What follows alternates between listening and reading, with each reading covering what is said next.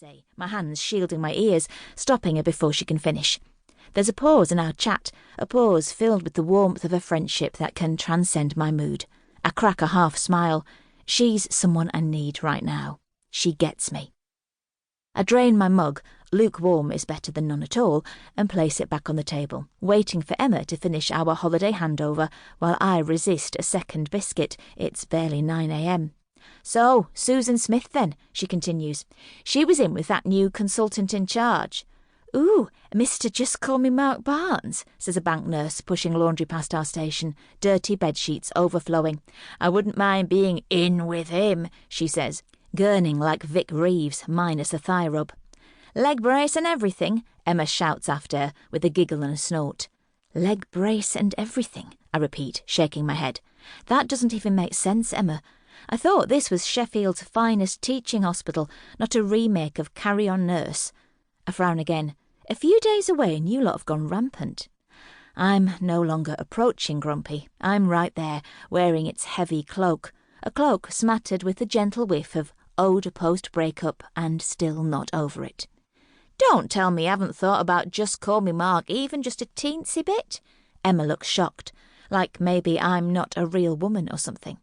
No, actually, I haven't. I glance over the rim of my glasses to labour my point. At least they're good for something. Mr. Barnes doesn't do it for me at all. Which is true, he's not my type. I wouldn't say he was a cad, because I'm not from the 1950s, but he's borderline. Borderline cad. He's also a consultant. Attractive? I suppose, if you like that sort of thing, but a consultant all the same. He did it for you once upon a time, mutters Emma under her breath. I stare down at paperwork, opting to ignore her. I admit, when I first met him, we flirted, but that was purely whilst in the comfort and security of a long-term relationship, a cheap thrill, if you will. But things have changed, not least my Facebook relationship status. And besides, nurse gets with consultant, like that's not a massive cliché. He's from Manchester anyway, I say suddenly. Emma looks confused. Wrong side of the Pennines. I offer it up as a legitimate excuse, then I remember she's a born and bred Mancunian, so wiggle my eyebrows as if I was just trying to wind her up with some Sheffield versus Manchester rivalry. He may not do it for you, but you definitely do something for him, she nudges. True, apparently, but since Daniel, my boyfriend of 5 years, thrust his hand into my chest and ripped out my heart, I've sort of gone off men. Apparently, by now, I should be over it. He doesn't deserve me, I'm better off alone, etc. All of which is easy for best friend Lou to say, given that her wedding is imminent and unlikely to be suddenly, nay, brutally called off. Not that I had an imminent wedding as far as Daniel was concerned, but in my head it was a given. Neither Lou nor Emma can feel the pain in my heart. And when either suggest I date, meet people, start afresh, well, they don't see how the very idea of re-entering the dating game, if and when I choose, makes the pit of my stomach fall through my shoes. The thought of first-time sex with someone who hasn't grown to love my stretch marks, though perhaps on reflection Daniel didn't love them as much as he said he did when trying to extract me from my pants. Well, anyway, the thought of it. Ugh.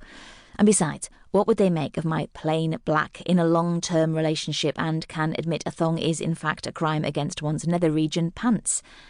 Emma clears her throat and I pull myself together.